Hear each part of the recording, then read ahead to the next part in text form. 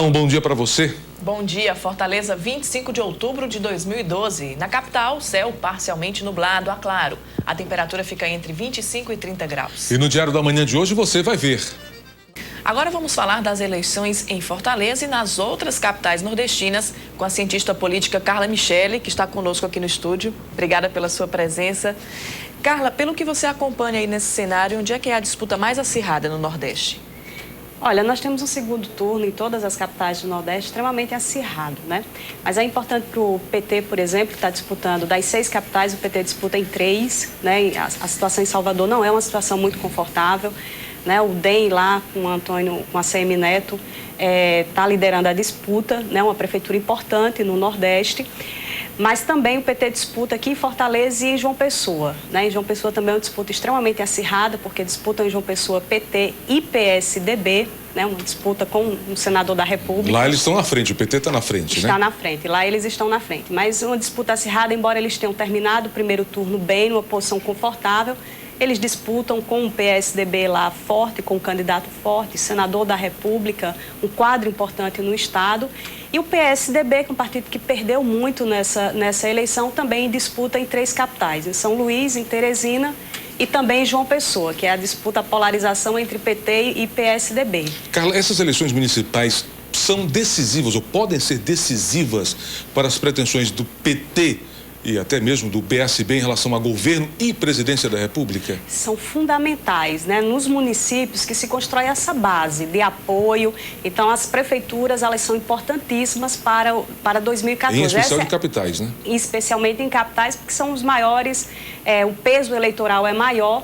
E aí, obviamente, esses apoios, eles vão fazer a diferença. Daí a grande preocupação desses partidos inclusive, que minguaram nesse pleito, a grande preocupação em manter essas capitais, porque são importantes para 2014. Pelo que a senhora tem percebido, quais são os temas que, em alguns deles, em especial, chamam a atenção, que estão fazendo a diferença? Alguém que estava mais abaixo, que subiu por causa de determinado tema que foi levado à tona?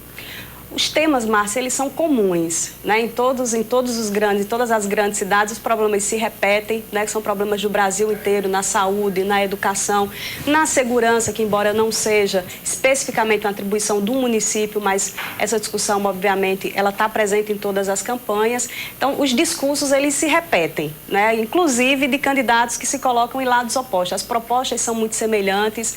Então, assim, a gente não viu grandes novidades em termos de conteúdo programático, de apresentação de propostas. As diferenças, elas são mais pontuais, né? Elas dizem respeito mais aos apoios políticos e esses sim estão fazendo a grande diferença. Quem são os cabos eleitorais dessas campanhas? Você já lembrou, 6 capitais, disputa extremamente acirrada, mas o PT está na metade, o que é um bom número, mas diferente das últimas eleições municipais. Isso mostra um certo desprestígio do governo federal, ou a presidente Dilma Rousseff não era a líder, né, do popular, como foi o ex-presidente Lula? Eu acredito que a Dilma, ela manteve uma posição republicana, né, de assumir realmente a capa de presidente da República e não se envolver tanto como o presidente Lula se envolveu em momentos anteriores nessas campanhas municipais. Até porque, em determinadas situações, como é o caso de Fortaleza, ambos os partidos que estão na disputa, um é o próprio partido da presidente, o PT, e o outro faz parte da base aliada.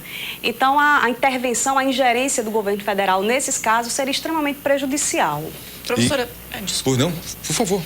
Agora, essa última semana, a campanha aqui em Fortaleza, ela pegou fogo. O governador foi a público, criticou a prefeita respondeu. De que forma esse tipo de crítica na reta final, ele pode interferir no resultado? As pesquisas anteriores, os resultados anteriores mostram que a população reage de que forma a esse tipo de ataques?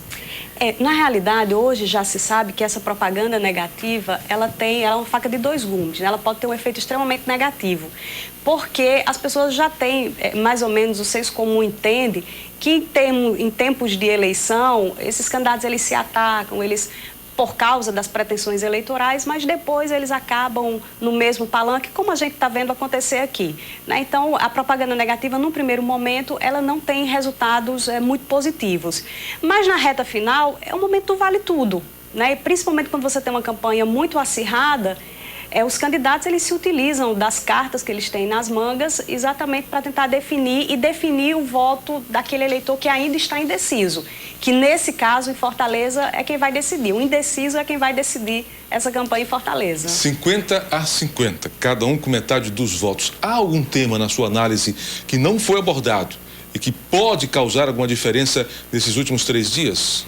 Eu acredito que um tema importante nessa campanha que definiu muito o voto do eleitor foi a questão da ideologia, da manutenção de um posicionamento coerente, que fez, inclusive, com que muitos eleitores se identificassem com outro candidato que não foi para o segundo turno, né? Então, eu acredito que esse foi o grande diferencial para essa parcela do eleitorado, que, inclusive, foi surpreendente, porque quando os votos foram computados, nós vimos que um candidato Heitor Ferrer, que as pesquisas apontavam que estaria em quarto lugar no resultado e apareceu em terceiro, muito próximo uma imagem bem próxima ao segundo. Exatamente. E foi um voto, eu acredito que não foi um voto partidário, né? Foi um voto numa figura que, para a população, tem uma imagem de credibilidade, de crítica, Então, eu acho que isso fez a diferença e agora eu acredito que também esse eleitor indeciso, ele vai buscar se identificar mais com esse candidato que apresenta uma história mais íntegra. Cada candidato tem um padrinho, que é o governador, o outro uma madrinha, que é a prefeita.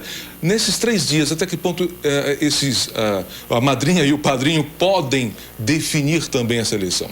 Esses apoios foram decisivos, né? Acredito até que candidatos desconhecidos, por exemplo, Eumano, desconhecido de grande parte do eleitorado, começou numa situação porque era desconhecido, né? O Roberto Cláudio, embora já fosse presidente da Assembleia, mas parte do eleitorado fortalezense também não o conhecia, e os cabos eleitorais, eles foram importantíssimos nesse momento, né?